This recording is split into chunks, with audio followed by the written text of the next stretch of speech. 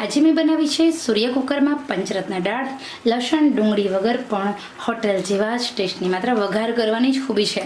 જો તમે વઘાર આવી રીતે કરશો ને તો કોઈ પણ દાળ બહુ બનશે ટેસ્ટી. ચલો જોઈએ રેસીપીનો વિડીયો પસંદ આવે તો લાઇક શેર સબસ્ક્રાઈબ દિલથી કરશો. આજે આપણે બનાવીશું પંચરત્ન દાળ.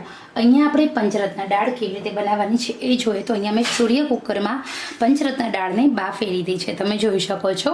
તો અહીંયા સવારે જ આપણે સૂર્ય કુકરની અંદર એક વાટકી પંચરત્ન દાળ હોય, આ પંચરત્ન દાળની અંદર તુવર દાળ, ચણાની દાળ, મગની દાળ, મગની છડી દાળ, મગની ફોતરા વગરની દાળ, અડદ દાળનો સમાવેશ થયો છે અને સાથે મસૂરની પણ દાળ છે. તો અહીંયા ટોટલી બધી જ દાળ છે અને આ પંચરત્ન દાળને આવી રીતે તમે જોઈ શકો છો બાફી દીધી છે. સૂર્ય કુકર છે એનો ડબ્બો છે અને એકદમ સરસ બફાઈ પણ ગઈ છે અને મીઠાશ બહુ વધારે સારી હોય. સૂર્ય કુકરમાં સ્પેશિયલી બફાઈ હોય તો એના પોષક તત્વો જળવાઈ રહેતા હોય છે. હવે આપણે આ દાળનો વઘાર કરીશું. ચલો જોઈએ રેસીપી. જો તમે સૂર્ય કુકરમાં રસોઈ બનાવતા હોય તો સૌથી બેટર છે કે સૂર્ય કુકરમાં બનેલી રસોઈનો ટેસ્ટ સરસ મજાનો હોય છે. અને સાથે સાથે હું તો બધી જ રસોઈ સૂર્ય કુકરમાં જ બનાવું છું. સૂર્ય કુકરમાં ચા પણ બને છે. તમારા ઘરે તડકો આવતો હોય ને તો તમારે સૂર્ય કુકર ઉપયોગ કરવું જ જોઈએ. અહીંયા આપણે લસણ અને ડુંગળી વગર આપણે વઘાર કરવાનો છે.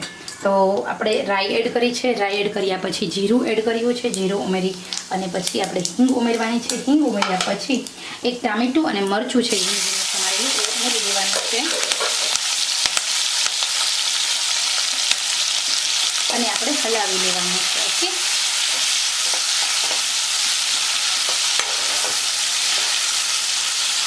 તો સવારે 8:30 વાગે મેં અહીંયા દાળ ભાત બંને સૂર્ય કુકરમાં મૂકીને બનવા માટે. તો અહીંયા તમારા ભાત પણ એકદમ સરસ બની ગયા છે. અત્યારે 1 વાગ્યાનો ટાઈમ થયો છે બપોરે. તો તમે જો એકદમ સરસ મજાના આપણા દાણેદાર અને છૂટા છૂટા ભાત બની ગયા છે. તો ભાત પણ બહુ સરસ બને છે. ખીચડી સ્પેશિયલી બહુ સરસ બની છે. એમાં વઘારેલી ખીચડી તો રિયલીની વાત જ તો થાય. તો હવે આપણે આ ટામેટાં અને મરચાંને થોડી વાર ગેસની આંચે ફૂલ કરીએ અને થોડી વાર સાંતળવા દેવાના છે.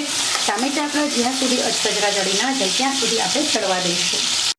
2 થી 3 મિનિટ થાય એટલે આપણે હલાવીશું. હવે આપણે ગેસને લો ટુ મીડિયમ કરીએ અને બધા મસાલા કરીશું. તો સૌથી પહેલાં હું હળદર ઉમેરું છું, સાથે કશ્મીરી લાલ મરચું, રેશમ પટ્ટો મરચું બંને અડધી ચમચી, નમક એડ કરું છું. દાળ બાફવામાં નમક મેં ઉમેર્યું નથી એટલે એ રીતે નમક એડ કરવાનું છે.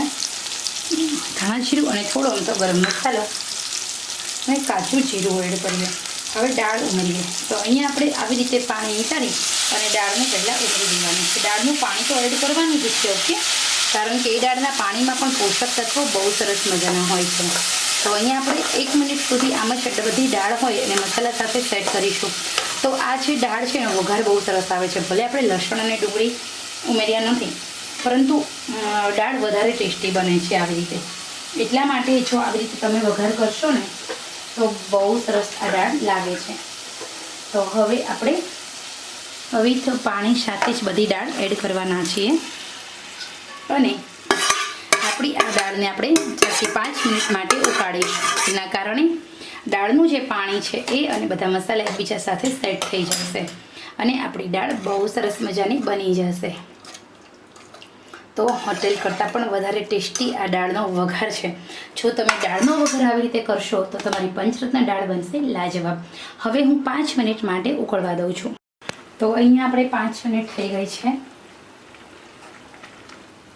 અને એકદમ આપણી સરસ મજાની દાળ બનીને રેડી છે. તો કોથમીર વડે ડેકોરેશન કરીશું અને આ ગરમા ગરમ દાળને તમે પરાઠા અને ભાત સાથે અને બાજરાના રોટલા સાથે સર્વ કરી શકો છો. તો ખરેખર આપ સૌને આ પંચરત્ન દાળની રેસીપી કેવી લાગી છે જરૂર જણાવજો. અત્યાર સુધીની સિમ્પલ, સરળ અને એકદમ સરસ મજાની આ રેસીપી છે. પસંદ આવી હોય તો લાઇક શેર સબસ્ક્રાઈબ દિલથી કરજો. આજે મેં બનાવી છે સૂર્ય કુકરમાં પંચરત્ન દાળ, લસણ ડુંગળી વગર પણ હોટલ જેવા જ ટેસ્ટની. માત્ર વઘાર કરવાની જ ખૂબી છે. જો તમે વઘાર આવી રીતે કરશો ને તો કોઈ પણ દાળ બહુ બનશે ટેસ્ટી. ચલો જોઈએ રેસીપીનો વિડીયો પસંદ આવે તો લાઇક શેર સબસ્ક્રાઈબ દિલથી કરશો.